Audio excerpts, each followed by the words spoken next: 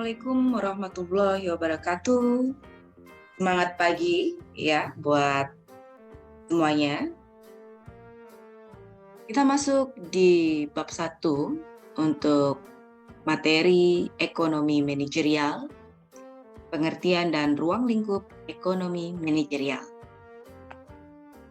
Semoga Anda semua dalam keadaan sehat, tetap semangat, tetap terus belajar, dan belajar. Karena memang ilmu itu tiada batasnya. Tetap semangat dan sukses selalu. Baik, kita lanjut. Kita perlu mempelajari terlebih dahulu terkait dengan definisi ekonomi manajerial. Ya, jadi ekonomi manajerial itu kalau secara teoritis merupakan suatu aplikasi ya, teori ekonomi dan perangkat analisis ilmu keputusan untuk membahas bagaimana suatu organisasi dapat mencapai tujuan dengan cara yang paling efisien. Di mana dalam ekonomi manajerial ini itu merupakan suatu metodologi ya dalam menghadapi berbagai persoalan yang dihadapi atau yang pastinya akan dihadapi oleh para pembuat keputusan. Contohnya seperti seorang manajer ya, atau struktur organisasi yang ada di dalam sebuah perusahaan. Tidak hanya terkait di dalam sebuah perusahaan, organisasi pemerintahan ataupun lembaga nirlaba lainnya, ini juga memerlukan aplikasi terkait dengan teori ekonomi, khususnya ekonomi manajerial ini. Baik, jadi ekonomi manajerial ini memang suatu disiplin ilmu ya, yang mempelajari bagaimana mengarahkan keterbatasan sumber daya secara efisien demi dan untuk memenuhi tujuan manajemen. Nah, di dalam hakikatnya ada 3 kondisi yang dialami oleh setiap pelaku ekonomi. Ya, dalam kapasitasnya sebagai pelaku ekonomi itu dalam kapasitasnya sebagai individu, sebagai rumah tangga, ruang lingkup perusahaan ataupun organisasi, yaitu ingin mendapatkan yang pertama itu adalah profit atau untuk mendapatkan laba. Organisasi lainnya juga ingin mendapatkan profit ya. Nah, semua yang terjadi di dalam ruang lingkup ekonomi itu bertujuan untuk mendapatkan laba atau profit, paling tidak mengalami yang namanya BEP atau break even point ya. Dan yang terakhir itu adalah mengalami kerugian. Nah, apapun yang terjadi ya di antara salah satu atau ketiga kemungkinan tadi, yaitu ada mendapatkan laba, terjadinya BEP, kemudian untuk menghindari loss. Nah, itu berproses. Nah, proses itu apa? Bagaimana proses yang dilalui? Ya, yaitu decision making process. Ya, maka keputusan itu dapat diambil, yaitu dengan melalui decision making process tersebut. Nah, kalau kita pertegas lagi bahwa apapun keputusan yang dibuat dan diambil selalu mengandung suatu resiko. Di dalam decision making process pasti ada risk. Ya, besar kecilnya risk itu berhubungan erat dengan kualitas keputusan yang dibuat. Nah, sesuatu yang pasti yaitu resiko itu selalu ada dan tidak bisa kita hindari. Oke. Kita lanjutkan. Nah, tujuan kendala itu berbeda dari satu case ke case lainnya. Tapi proses pengambilan keputusannya tetap sama, yaitu dengan ekonomi manajerial.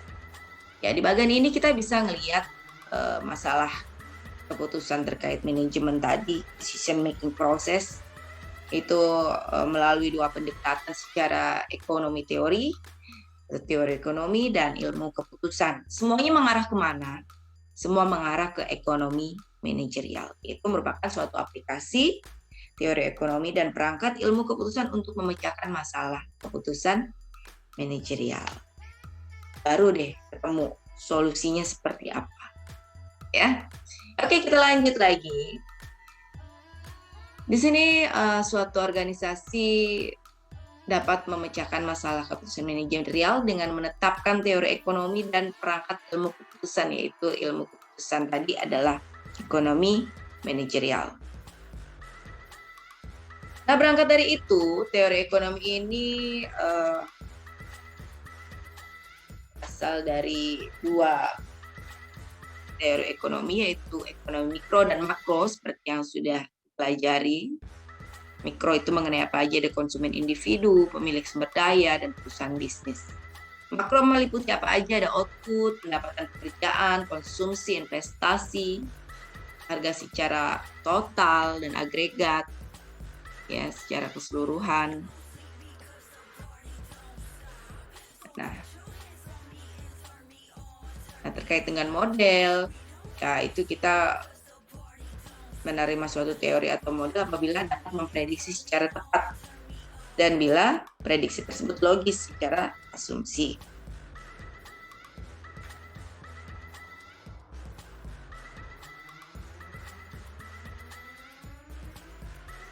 Nah, kalau kita lihat kandungan di dalam setiap pendekatan yang akan diaplikasikan oleh seorang manajer, yaitu mengaplikasikannya dengan konsep dasar yang mana nih? Kalau terkait dengan ekonomi manajerial, mikro atau makro? Nah, kita bisa lihat ya. Di sini konsep dasar teori mikro, ya, teori ekonomi mikro diaplikasikan dengan pendekatan secara kuantitatif ya, yaitu dengan konsep dasar matematika ekonomi, dengan statistik ekonomi, dan lain-lainnya. Nah, kalau kita berbicara pendekatan lagi secara kualitatif, seperti apa secara kualitatif itu? Nah, secara kualitatif itu bisa seperti manajemen lintas budaya, ya, pemahaman terkait kebiasaan suatu individu atau rumah tangga, kemudian kelompok masyarakat atau komunitas. Ya, itu merupakan contoh beberapa pendekatan secara kualitatif. Ya. Oke, selanjutnya sama ya, ini ada ilmu keputusan menggunakan perangkat matematika ekonomi dan ekonometri untuk membentuk, mengestimasikan model keputusan yang ditunjukkan untuk menentukan perilaku optimum perusahaan. Ada matematika ekonomi, ada ekonometri, ya, ada area fungsional, ekonomi manajerial. Nah, itu seperti yang sudah dijelaskan sebelumnya. Nah, bagaimana sih proses pengambilan keputusan manajerial? Yang pertama, tetapkan tujuan perusahaan. Ya, tetapkan dulu nih tujuan perusahaannya apa, visi misinya apa. Kemudian kita definisikan. Ya, setelah tadi penetapan tujuan perusahaan, tujuannya apa, untuk apa, visi misi kita apa, depannya mau bagaimana. Kemudian kita lanjut untuk mendefinisikan permasalahan yang dihadapi perusahaan. Dilanjut lagi dengan mengidentifikasi solusi-solusinya seperti apa setelah adanya decision making proses tadi, ya, baru didapat solusi terbaik dan lanjut diimplementasikan. Nah, untuk perusahaan itu apa definisinya? Seperti yang sudah dilihat di sini, suatu organisasi yang menggabungkan berbagai sumber daya dengan tujuan untuk memproduksi barang dan jasa. Ya. Fungsi perusahaan yaitu untuk membeli sumber daya atau input berupa tenaga kerja, modal, jasa, bahan mentah, diubah menjadi barang dan jasa untuk dijual kembali. Pemilik sumber daya atau pekerja dan pemilik modal, tanah dan bahan mentah menggunakan pendapatan yang diperoleh dari penjualan jasa atau sumber daya untuk membeli barang dan jasa yang diproduksi oleh perusahaan. Ya, jadi terkait dengan hal ini, kalau kita membuat semacam bagan proses pengambilan keputusan itu seperti apa, kita mulai dulu dari yang namanya terkait dengan permasalahan manajerial. Ya, kita awali dengan permasalahan manajerialnya itu apa. Kemudian kita lakukan 2 pendekatan. Di situ ada pendekatan kualitatif, ada pendekatan kuantitatif. Ya. Setelah kita menemukan pendekatan kualitatif dan kuantitatif seperti yang sudah dijelaskan sebelumnya, kalau pendekatan kuantitatif itu terkait dengan matematika statistik, kalau pendekatan kualitatif itu terkait dengan budaya, organisasi, pengalaman, maka kita bisa mengambil keputusan. Decision making process. Nah, pengambilan keputusan itu jika sudah didapat memiliki beberapa yang harus dihadapi lagi, yaitu terkait dengan resiko yang harus dihadapi. Apa saja resiko yang akan dihadapi? Yaitu terkait dengan laba, apakah mendapatkan laba atau tidak. Terkait dengan BEP, break even point, atau titik impas. Paling tidak, ya memang perusahaan jika memang tidak mendapatkan laba, paling tidak BEP itu harus didapat. Dan yang kemudian adalah loss atau rugi. Inilah yang harus dihindari. Baik, itu terkait dengan proses pengambilan keputusan. Ya, di sini ada teori perusahaan mempostulatkan tujuan utama perusahaan adalah untuk memaksimumkan kekayaan atau nilai perusahaan. PV itu adalah nilai sekarang ya dari laba perusahaan. Nah, N laba yang akan diharapkan untuk setiap tahun, R itu tingkat diskonto untuk menemukan nilai sekarang dari laba yang akan didapat. Ada total revenue, ada total cost. Nah, total revenue tergantung pada penjualan atau permintaan atas output. Total cost tergantung pada teknologi produksi dan harga sumber daya tingkat diskonto. R tergantung pada risiko yang diterima perusahaan dan biaya peminjaman dana. Ya. Oke, kemudian ada ketersediaan input-input penting, kendala hukum, keterbatasan ruang pabrik atau gudang dan dana modal. Nah, optimasi terkendala itu apa?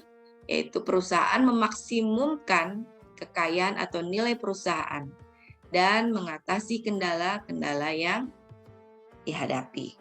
Nah, di dalam suatu organisasi ini memang banyak pendekatan yang harus dilakukan, yang dimana sebaiknya dalam membuat suatu perencanaan atau sebuah perencanaan, ya disarankan memang harus menggunakan pendekatan yang mengacu pada konsep, ya kita bisa sebutlah itu adalah konsep SMART, SMART, ya. Kalau kita rinci kembali, SMART itu apa aja? Itu ada specific, measurable, achievable, reasonable, and constraint. Di mana spesifik itu adalah sebuah perencanaan yang baik ya. Nah, perencanaan yang baik ini haruslah jelas, spesifik harus jelas gitu ya. Kemudian sebuah perencanaan yang baik itu harus dapat diukur, measurable. Harus dapat dihitung, harus dapat dilihat seberapa fungsionalnya dari perencanaan tersebut. Kemudian perencanaan tersebut harus bisa dijangkau untuk dilaksanakan. Jika memang tidak bisa ya namanya bukan dalam kategori SMART ya. Jadi memang sebuah perencanaan yang baik itu harus bisa dilaksanakan. Kemudian sebuah perencanaan yang baik itu juga harus yang namanya time constraint ya. atau jelas jangka waktu, rentang waktu yang harus digunakan. Nah, di sini kita kembali lagi keterbatasan teori ekonomi perusahaan. Ya, keterbatasannya itu apa saja? Masalah terkait pemilik, pengelolaan, agen, prinsipal agen. Ya, kemudian adalah masalah pemuasan. Nah, itulah kenapa masalah-masalah ini ada. Ya, yang namanya perusahaan harus memiliki tadi pendekatan yang smart sehingga masalah terkait hal-hal ini bisa dapat tertangani. Dikatakan masalah pemuasan, manajer kurang mampu untuk memaksimumkan laba, tetapi hanya dapat berusaha untuk memuaskan beberapa tujuan dalam hal penjualan, pertumbuhan laba, pangsa pasar, dan sebagainya. Perusahaan lebih bersifat memuaskan daripada memaksimumkan organisasi. Harus spesifik, harus measurable, harus achievable, harus reasonable, harus time constraint. Ini adalah suatu atau dari 5 unsur ini itu harus terpenuhi agar berbagai masalah tersebut dapat ditangani. Kita lanjut. Ini adalah sifat dan fungsi laba ya. Sifat dan fungsi laba ini adalah bisnis. Di antara yang pertama ada bisnis profit, mengacu pada pendapatan perusahaan dikurangi dengan biaya eksplisit. Biaya eksplisit itu apa? Biaya yang benar-benar dikeluarkan oleh perusahaan. Ya, terkait dengan biaya-biaya yang memang tiap bulan itu harus dikeluarkan. Tidak hanya tiap bulan, tetapi itu merupakan suatu modal awal yang harus dikeluarkan oleh pemilik bisnis. Ya, kemudian ada laba ekonomi, di mana pendapatan perusahaan dikurangi dengan biaya eksplisit dan biaya implisit. Terkait dengan apa aja? Ya, biaya implisit itu, nah gaji, kemudian hasil atau laba, ya itu juga masuk dalam biaya implisit. Teori laba dalam menghadapi resiko. Di sini kita bisa melihat bahwa perusahaan bertahan di beberapa bidang yang pastinya memiliki resiko. Ya, kemudian laba karena pergesekan. Laba timbul akibat pergesekan atau gangguan dari keseimbangan jangka panjang. Nah, biasanya ini terkait dengan inovasi, dengan perubahan yang terjadi, ya seperti yang sudah kita alami sekarang, berubah menjadi era digital. Nah, pasti ada banyak perusahaan-perusahaan yang mengalami pergesekan. Teori laba monopoli dibatasi ya dengan output dan penggunaan harga tinggi demi menghasilkan laba. Ya, kemudian teori inovasi. Nah, inilah yang harus dilakukan ya. Bagaimana supaya berinovasi dan tetap mendapatkan laba yang ditargetkan. Kemudian teori laba efisiensi. Ya, ini memang harus dilakukan supaya laba yang diinginkan atau yang ditargetkan perusahaan itu paling tidak dalam kisaran yang normal. Walaupun misalnya tidak mencapai target yang signifikan, tetapi dalam kondisinya normal. Oke, kita lanjut. Di sini ada etika bisnis dan globalisasi ya, terkait dengan prinsip nilai kepercayaan yang mendefinisikan keputusan dan tindakan yang tepat dan benar, dan tindakan yang salah. Globalisasi, perekonomian dunia di mana merupakan suatu sistem tunggal yang saling tergantung satu dengan lainnya. Kalau kita lihat terkait dengan etika bisnis dan globalisasi, kita bisa bertanya kembali seberapa penting sih ekonomi manajerial itu? Nah, kalau kita lihat alasan seperti ini atau pertanyaan seperti ini, masa kini, masa datang atau masa yang akan datang, itu pasti akan ditanyakan gitu. Seberapa penting ekonomi manajerial dalam suatu organisasi bisnis? Nah, kita bisa lihat jika semakin tajam tingkat persaingan ya dalam suatu bisnis, dimanapun, kapanpun, sampai kapanpun itu ada. Nah, kalau kita berbicara terkait dengan globalisasi, nah ini globalisasi ini bukan merupakan suatu istilah yang baru muncul ya, tapi sudah merupakan revolusi ekonomi, khususnya di dalam manajemen. Nah, beberapa tahun yang lalu banyak orang berpikir ya, kalau kita lihat dan mengartikan globalisasi ini merupakan suatu proses di mana mengekspor produk ke luar negeri, era globalisasi di mana semua terkait, semakin terbuka, produk-produk yang sudah diproduksi ini semakin meluas ya, itu tadi mengekspor suatu produk ke luar negeri.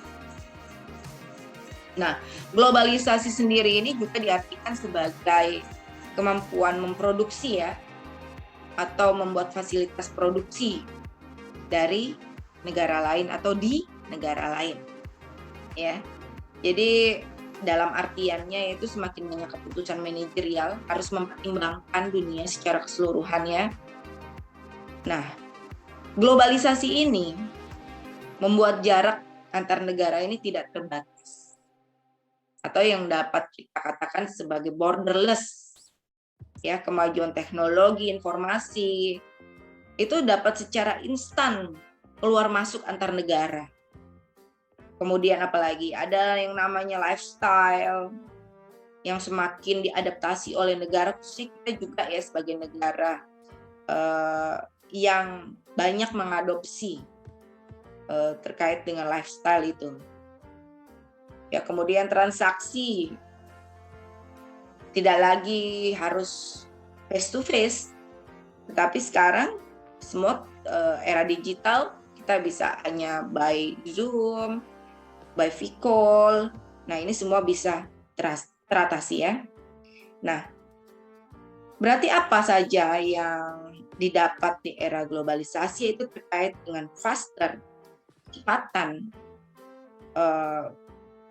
decision making prosesnya itu pun mendapatkan suatu solusi yang optimal atau better atau terbaik ya. Kemudian segala sesuatunya menjadi lebih cheaper. Kalau kita lihat segala sesuatunya menjadi lebih mudah, lebih murah lah ya. Nah, ini merupakan kondisi minimal, dapat dikatakan ini merupakan kondisi minimal yang harus dipenuhi oleh produsen kepada konsumen, di mana produksi tersebut atau produk yang didapat konsumen tadi, pertama itu adalah faster, yang kedua adalah better, dan yang ketiga adalah cheaper. Ya, itu adalah minimal kondisi yang harus dipenuhi oleh seorang produsen kepada konsumen di era globalisasi seperti saat ini. Baik, ini ada pretest dan post-test ya untuk berlatih, silakan. Dan kita akan bertemu lagi di materi berikutnya. Tetap semangat, salam sehat, selalu berbahagia. Baik, ditutup dengan mengucapkan Assalamualaikum warahmatullahi wabarakatuh.